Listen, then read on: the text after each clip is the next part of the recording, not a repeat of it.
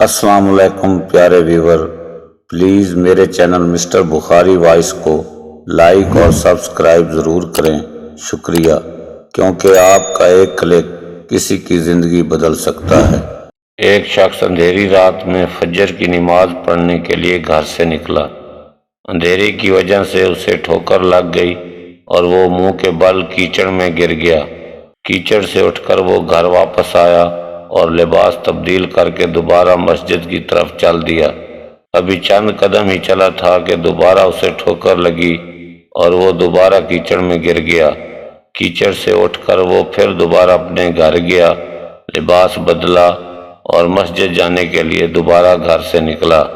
جیسے ہی وہ اپنے گھر سے باہر نکلا تو اس کے دروازے پر اسے ایک شخص ملا جو اپنے ہاتھ میں روشن چراغ تھامے ہوئے تھا۔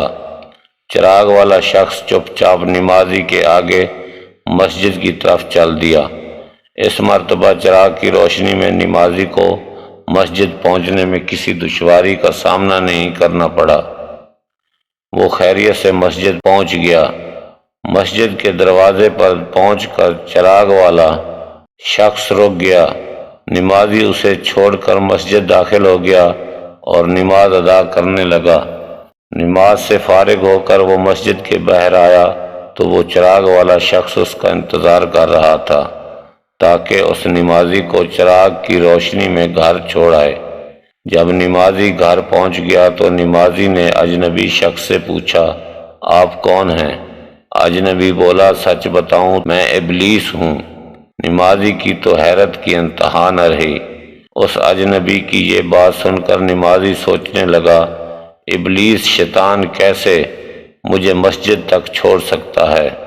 اس کا کام تو لوگوں کو بہکانا ہے۔ تو اس شخص نے بڑی حیرت کے ساتھ ابلیس سے پوچھا، تجھے تو میری نماز رہ جانے پہ خوش ہونا چاہیے تھا، مگر تم تو چراغ کی روشنی میں مجھے مسجد تک چھوڑنے آئے۔ ابلیس نے جواب دیا کہ جب تمہیں پہلی ٹھوکر لگی اور تم لباس تبدیل کر کے مسجد کی طرف پلٹے تو اللہ تعالیٰ نے تیرے سارے گناہ معاف فرما دیے۔ جب تمہیں دوسری ٹھوکر لگی تو اللہ تعالیٰ نے تمہارے پورے خاندان کو بخش دیا، جس پر مجھے فکر ہوئی کہ اگر اب تمہیں ٹھوکر لگی تو اللہ تعالیٰ کہیں تمہارے اس عمل کی بدولت تمہارے سارے گاؤں کی مغفرت نہ فرما دے۔ اس لیے میں چراغ لے کر آیا ہوں کہ تم بغیر گرے مسجد تک پہنچ جاؤ۔ اس شخص نے جیسے ہی یہ بات سنی تو اس نے اللہ تعالیٰ کی بارگاہ میں اپنا سر جھکا کر اللہ کا شکر ادا کیا۔ تو دوستو، یہ ہے ہمارے رب کی شان، سبحان اللہ۔